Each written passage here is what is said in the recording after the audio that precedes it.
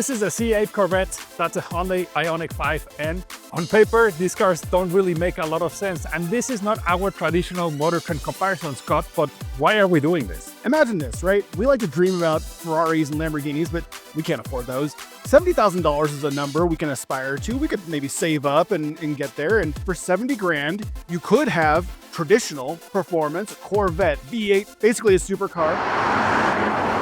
American muscle. Exactly. Or you could have this SUV tall hatchback. It's electric, it's 600 horsepower, and it's even track ready. So what gets you the most smiles for your dollar? And that's a question that we're here to find out. Whether it's your traditional coupe, supercar, sports car, or something that's new, different, fun, futuristic, but they are both bringing you fun behind the wheel. And for 70 grand, what's more fun to drive? That's what we're here to find out.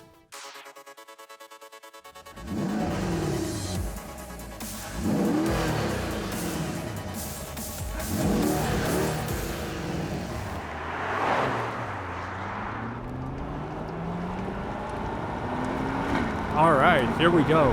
So the thing I love about the Corvette, 490 horsepower, 465 pound-feet of torque, rear wheel drive, you're sitting low to the ground. There's this massive sound coming from the back of your head, right? I mean, it's just so much fun.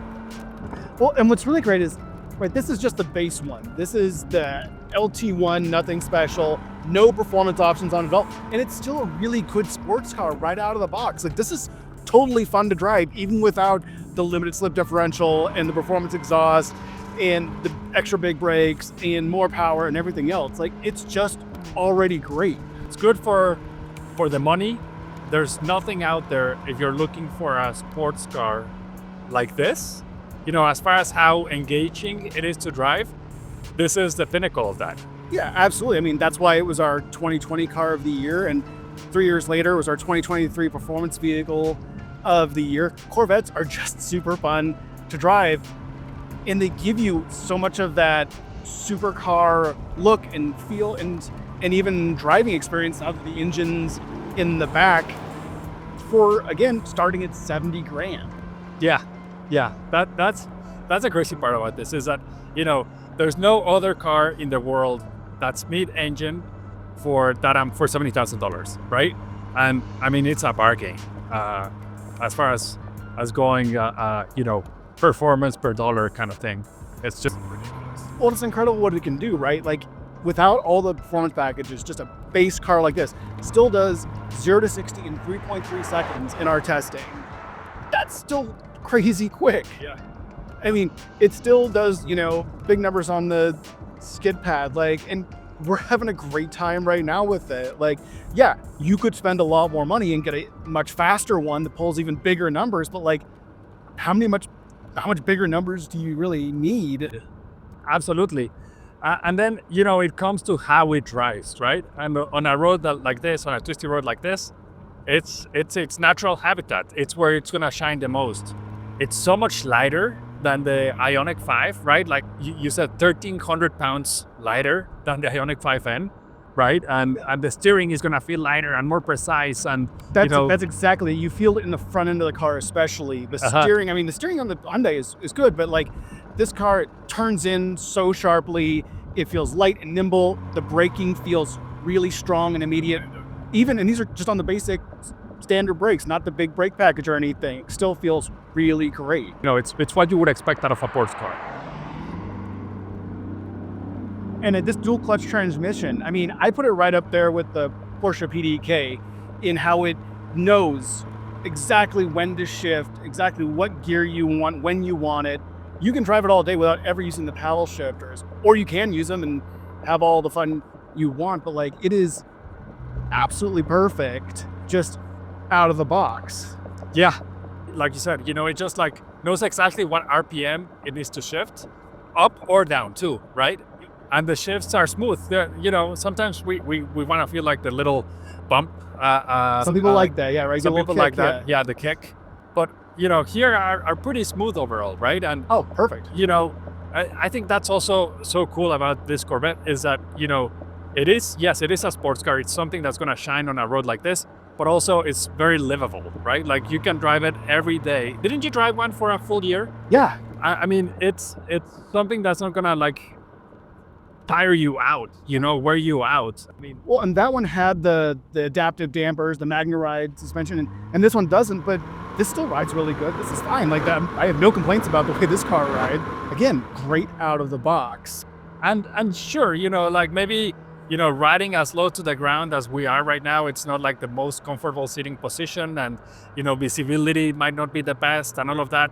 But those are the things that come with a sports car, right? Like when you're gonna make a decision and go for a sports car, those are the things that you're gonna have to stick with, right? Like, Well, and it gives you that sensation of speed though too, right? Like it feels like we're 2 inches off the ground right now. We are down here in it. It really like sets the mood. It makes every turn feel kind of fun. absolutely, yeah. But you're right too that the car isn't perfect, right? Like, yeah, you could spend more money and have more performance, right? You can't really see super well out of it. That's part of the deal, and it drives the way it drives. Yeah. It's engaging, but it does a Corvette thing, and that's it. And if you love that, then perfect, you're good to go. Let's talk about this V8 engine, because, man, the way, just having it behind your head, it's just, it just makes the whole experience better, right? Also, as far as like balancing the car out, there is, there's obviously this is a rear wheel drive plus rear engine. So it's just, the power is just all back there. And I don't know, launching the car just feels so good. The cool thing about this engine is like being a big displacement V8 has a lot of torque, and has a lot of torque at all RPM. It feels like, especially for a gas powered engine like this, like you can just dig out in any gear. Like you don't have to be shifting all the time, which is kind of a double-edged sword, right? Like on the one hand, it's great that this thing always has power to go, but then if you're using the paddle shifters, well, on a road like this, we're not changing gears very often. Like you don't need to. So some of that like driver engagement of changing your own gears and things, and this happens in manual transmission cars too sometimes, where like you just kind of end up in third or fourth. Yeah. Now here you can leave it in automatic all the time, and it will do its thing just fine, right? Right, and like I said, you're not doing that many more shifts unless you want to. Yeah. It kind of like just raised the bar in terms of what you can do in terms of performance for the money, right? We didn't have that before. The Corvette before the C8, the C7 Corvette wasn't like that, right? I mean, it was good, but it wasn't this good. No. This car really like completed the whole package, and it gave you like the exotic bits too that you never quite had before. Putting the engine behind the seats like makes this feel like you're could be talked about in the same sentence as supercars from Europe, but you can still get this one at a price that you and I could maybe someday aspire to being able to afford. Absolutely. We were talking earlier about the livability of the car. How comfortable is it to drive every day? And two-seater cars are usually not the most comfort ones, right? I mean, sitting here, yeah, the cabin does feel compact, but you do have a lot of like cool options, right? Like there's Apple CarPlay. All the buttons are like easy to reach. Everything like, there's a digital driver's display that has cool graphics, right? Like there's all these little things. There's this cool mirror that you can flip it off, and then you have a camera display instead of having the mirror being displayed, right? So like all these technologies that just make your day a little bit easier. Just a part of like the things that you may not be appreciative of every day, but once you use them, they just make your day better. Well, I'll tell you too, like they all come with this camera in the nose, and man, if you drive a car that's low to the ground, like being able to see exactly how close you are to the curb or the parking stop, like it's a simple thing, but it's a really nice thing to have, so you don't crunch the nose of your car just trying to park it regular basis. But I will say, all these things that you just talked about are all great for the driver. I will say, as a passenger over here, like I am a little like boxed in by the like giant like ridge of buttons here, and this screen is absolutely like pointed at you. So like if I want to change the volume, like I gotta like My seatbelt just locked up. I gotta like lean forward here to change the volume or some things. But it's very much like this car is for the driver. Yeah, yeah, it's a driver's car, absolutely.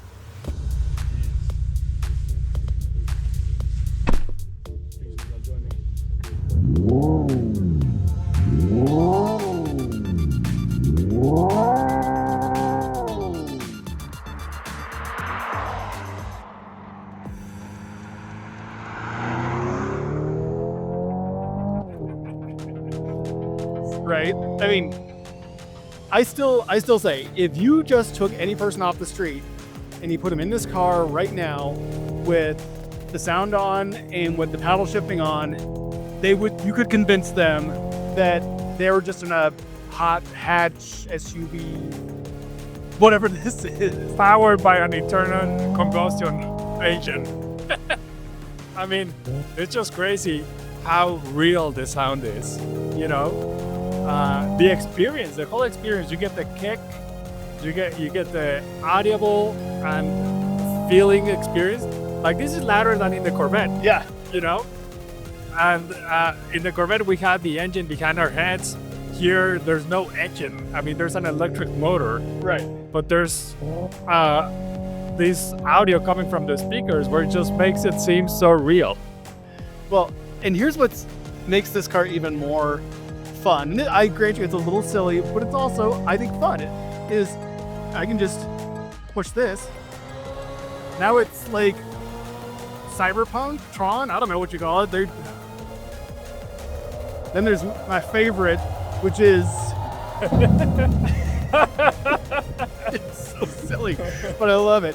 They wanted to call it Maverick, but they weren't sure if they could get the licensing all figured out, so they just called it Supersonic. But it's supposed to sound like you're in Top Gun. No, this is great. I mean, it's you know, like you said, it's silly, but I have to give it to Hyundai. There's innovation behind it, right? It's made well, also, right? Like it doesn't. It may have a little bit of a fake sound, but it's all like realistic. Like you're living the moment and everything is happening as you go, right? It's just so much fun. And like, because it's all digital, it's all just software, you can just make a new one. Like they could put out one tomorrow that makes it sound just like the Corvette, or they could make it sound even more like a spaceship or anything in between. These are just the first three that they came up with. I love that even when it's idling, right? Idling. It's actually like you can actually see the tach kind of like idling, the tach needle idling, right? You can hear it like it's idling. I mean, it's just ridiculous. Right. If you go back to the like engine sounds right here, yeah, like the tach needle moves, it revs up, and it'll even hit a rev limiter. Like.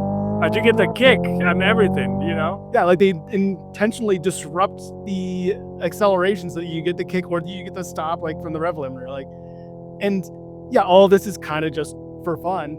You can use this to change the way you drive the car. Like right now I'm using the paddle shifter. So when I pull a downshift, like we get some more resistance. It's like changing down a gear in your car. It changes the weight balance from the rear to the front. Like, you can actually use that if you want to drive the car like that. The Hyundai engineers just came up with this brilliant idea of making it more fun, adding more personality to it. And I think the result is fantastic. And we started the whole question this, right, is smiles per dollar.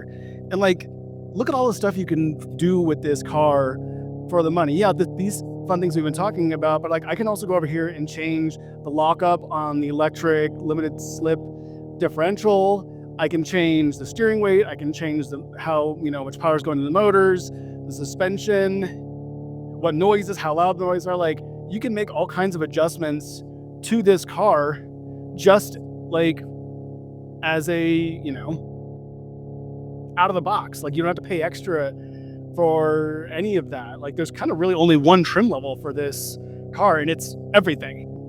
Things that I don't like about it, there's a lot of things I do like about it, but I don't like that everything is done through the screen, right? Yeah. I mean, here we are on a winding road, and you're going to have to go through the screen and going through menus and everything, and it's not ideal, right? That is true. Like there's only two buttons here that you can you can customize them, but some of these things you still have to go into the screen to change, even with the customizing, and that's not ideal. But honestly, other than that, I mean, we're just sitting here laughing, smiling, having fun, thinking how ridiculous this is. Right.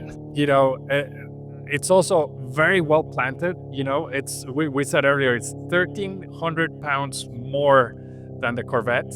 And you do feel that on the turns, right? Like, I mean, it sticks to the ground. That's the thing. It's kind of a plus and a minus, right? On the plus side, your center of gravity is super low, like even lower than the Corvettes. And that makes it feel super planted and handle much better than it would otherwise. So that's great. But on the other hand, like, this car is doing a lot of things to trick Isaac Newton, but you can't hide 1,300 pounds of weight. Like, we can feel it. When we go in this corner right here, like, the front end is responsive, but it's not as crisp as the Corvette. And when you step on the brakes, this technically stops shorter in a emergency stop than the Corvette does, but it doesn't feel quite as confident because it's got so much more weight. It's got to slow down. So you do feel the difference, but then you weigh that against like everything else this car does and how well it like hides that mass most of the time and all the tricks that it does. And you're kind of like, well, okay, yeah, it's heavier, but how much do I really care? Yeah. We should talk about like how much power this thing makes, right? And what is powering it too. So 2 electric motors, one in the front, one in the rear, and then over 600 horsepower. 600 horsepower, 617 pound-feet of torque. Like, this thing is quicker to 60 than the Corvette is. It stops better. Like, it does all these things that you would have to pay a bunch of extra money in order to like match in the Corvette. This is the fastest SUV we've tested at MotorTrend. It's just ridiculous, right? Like, I mean, I'm running out of the words to describe it because it's just so much fun and just like, unbelievable what they have done with it. Well, and we talked about in the Corvette that it's got so much torque, right? That you can dig out in any gear, it'll get up and go. And as good as it is, like, you just cannot compare that to what electric motors can do, because this thing has all the torque at any motor speed. So you step on the pedal on this and it's going to take off harder than the Corvette does. And you especially get it when you come out of corners, right? Because it's got that front motor that's helping pull the front end out, and it's got all the torque. It just takes off out of a corner in a way that the Corvette, being rear drive and naturally aspirated and just not having 100 and something less pound-feet of torque, just cannot do, even though it's lighter. Yeah, there's no hesitation from it. It just goes. And that's not to say the Corvette's bad. It's just this does even more than what the Corvette can do for the same money, or even actually a little bit less money, technically. Yeah, like $3,000 less, right? Yeah. The ride, I think it is very comfortable. It is planted, right? It is good, very good body control. So it blends very well, like the comfortability, the livability part, and then also the performance part with it, right? Yeah, totally. I mean, it's a bit stiffer than the Corvette, not gonna lie. It's not quite as plush as that one, but it's not super hard like other N cars have been in the past. So it's kind of a compromise there, but it's still very livable. And there's 3 different levels. You can change it too. This comes with adaptive dampers that you have to pay extra for on the Corvette. So you can just knock it down into, the most comfortable setting and go about your day. Yeah. It is a very different experience in this car though, right? Like, it is low-ish to the ground, but like, we're sitting much like taller, more upright. The ceiling's much higher. The windshield's more upright. Like, it's a very different feel from the Corvette. But like, when you get into a corner, it's just as much fun. And maybe it's a little different kind of fun because it comes out of that corner different. It does different things, but it puts just as big of a smile on my face. Oh yeah. And I think it just impresses more whoever's riding with you in the car. They're just, gonna be more amazed about the things that you can do with it than the things that you can do in the Corvette. Right? Because it's like unexpected. Like I don't know. It's just like surreal. This is a new innovative way of just showing what you can do with EVs and be not trying to copycat anybody, right? This is its own thing. It's its own ideology.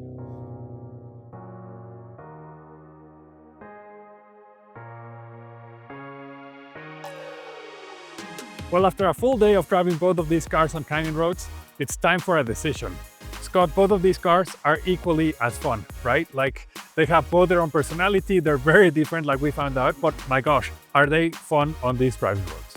Yeah, and I mean, that just makes me want to say one more time. I mean, I just forgot how good a standard Corvette is. I mean, with no performance options on it at all. This car was still really fun out here in the corners. I mean, no performance package, but you have a V8 that's super powerful right off the bat. You have a dual clutch transmission that's, very lively and super well tuned. You're sitting low to the ground. You have that sports car feel the moment you sit in it. It's as close to perfection as you can get with a $70,000 supercar.